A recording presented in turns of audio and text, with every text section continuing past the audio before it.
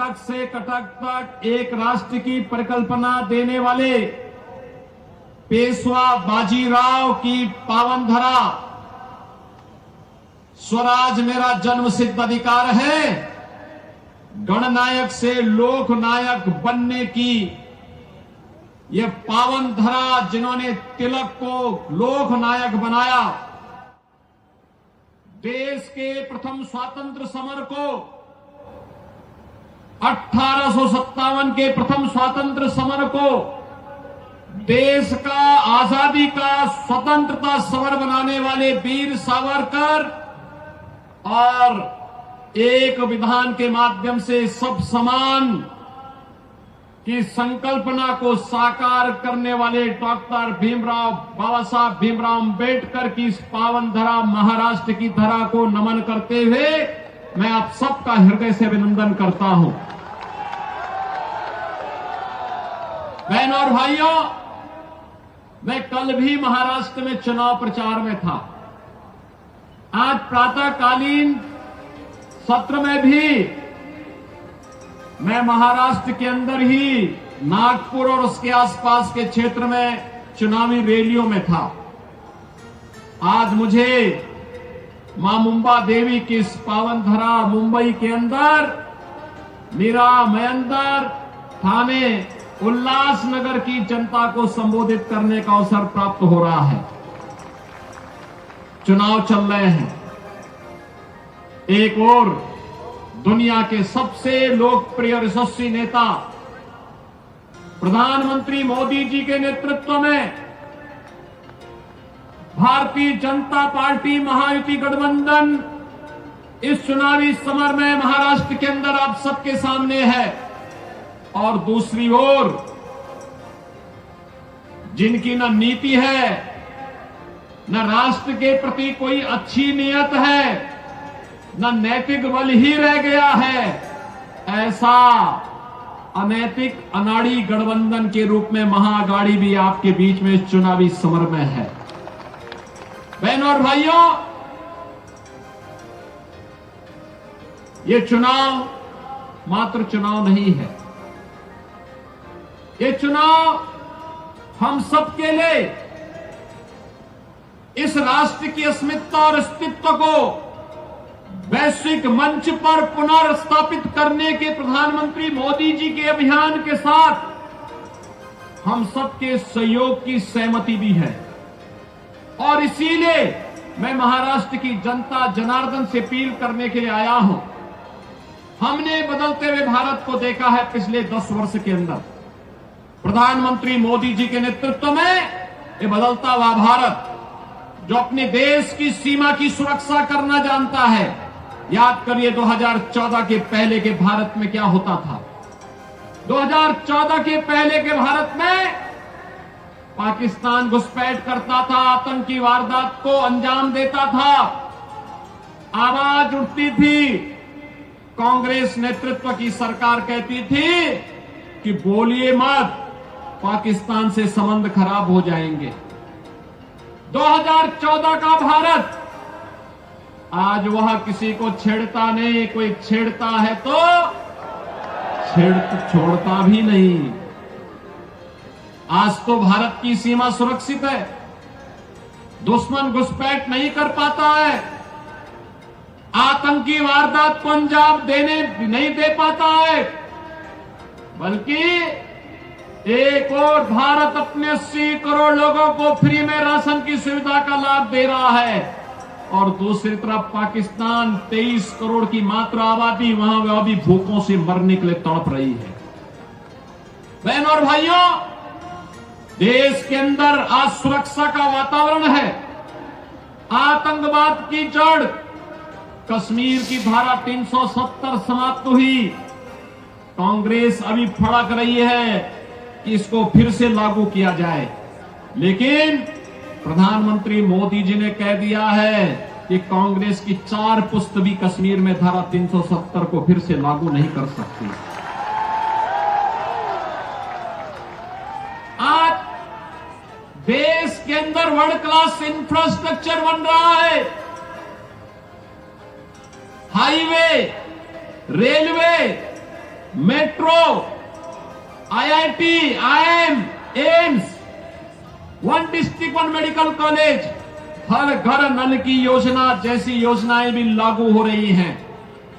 तो गरीबों के कल्याण के लिए भी अनेक कार्यक्रम देश के अंदर चल रहे हैं, चाहे वह पीएम आवास की योजना हो, चाहे वह आयुष्मान भारत की योजना हो, चाहे वह नौजवानों के रोजगार की योजना हो, और चाहे लाडली बहना योजना के माध्यम से हर महिला के खाते में हर महीने 2100 रुपये देने की व्यवस्था हो। यह कार्य कांग्रेस नेतृत्व की महाअघाड़ी गठबंधन की सरकार भी कर सकती थी, लेकिन उन्होंने तो कोरोना जैसी महामारी के दौरान भी कुछ नहीं किया। हाथ पे हाथ धरे बैठे रहे, खजाने को लूटते रहे, प्रदेश और देश के अंदर अराजकता का माहौल पैदा करते रहे, और उनको कांग्रेस को देश के अंदर सर्वाधिक समय तक शासन करने का अवसर मिला था। विकास, सुरक्षा, समृद्धि, सुशासन इसमें नहीं कर पाए। कम से कम अयोध्या में रामलला का मंदिर ही बना देते हैं, ये तो अभी नहीं कर पाए। जो कार्य कांग्रेस 65 वर्षों में नहीं कर पाई, भारतीय जनता पार्टी की डबल इंजन की सरकार ने मोदी जी के नेतृत्व में मात्र 2 वर्ष के अंदर उत्तर प्रदेश के अंदर भगवान राम के मंदिर का निर्माण का कार्य कराते हुए भगवान राम को फिर से अयोध्या धाम में विराजमान कर दिया। बहनों और भाइयों, मैं पूछना चाहता हूं, कांग्रेस को अगर आपकी चिंता होती, आपकी आस्था की चिंता होती, अयोध्या में राम मंदिर का निर्माण ये भी करते। 500 वर्षों की समस्या का समाधान 1947 में हो गया होता, लेकिन कांग्रेस के एजेंडे में आप कभी नहीं थे, कभी नहीं थे। कांग्रेस के एजेंडे में गरीब कभी नहीं था, नौजवान कभी नहीं था, महिलाएं कभी नहीं थी। ये तो जाति के नाम पे बांटते हैं, क्षेत्र के नाम पे बांटते हैं, भाषा के नाम पर बांटते हैं, मत और मजहब के आधार पर देश को बांटने वाले लोग हैं। इन्होंने देश को पहले बांटा, फिर समाज को बांटा, फिर आतंकवाद को देश के अंदर कई धारा 370 के नाम पर पनपाने का काम किया, कहीं नक्सलवाद को पैदा किया, कहीं पे अराजकता को पैदा किया, और अब फिर वही बांटने की राजनीति। बहनों और भाइयों, मैं बार बार एक बात कहता हूं, इस देश का इतिहास गवाह है, बंटे थे तो कटे थे, बंटे थे तो बटेंगे तो कटेंगे, और एक रहेंगे तो सेफ रहेंगे, एक रहेंगे सेफ रहेंगे। और यही आह्वान करने के लिए आया हूं, बंटना नहीं है, बंटना नहीं है, बटेंगे तो कटेंगे। और इसलिए एक रह करके महायुति गठबंधन के नेतृत्व में भाजपा या शिवसेना या एनसीपी के जो भी उम्मीदवार प्रधानमंत्री मोदी जी के नेतृत्व में महाराष्ट्र के अंदर इस चुनावी समर में है, उन्हें विजयी बना करके भेजना है, और महायुति की भाजपा नेतृत्व और शिवसेना एनसीपी की सरकार महाराष्ट्र के अंदर फिर से बना के लेके आना है। सहमत हैं? सभी लोग सहमत हैं? मैं उल्लासनगर के बहनों और भाइयों से भी कहना चाहूंगा कि उल्लासनगर में मुझे आना था, लेकिन नागपुर और उसके आसपास के क्षेत्रों में इतनी सभाएं थी कि मैं समय से नहीं पहुंच पाया। और मैं उनसे भी अपील करूंगा, यह समय देश को एकजुट करने का है। यह समय एक भारत श्रेष्ठ भारत की परिकल्पना को प्रधानमंत्री मोदी जी के नेतृत्व में आगे बढ़ाने का है। यह समय भारत को, विकसित भारत की परिकल्पना को साकार करने का है। और यह कार्य केवल और केवल भारतीय जनता पार्टी,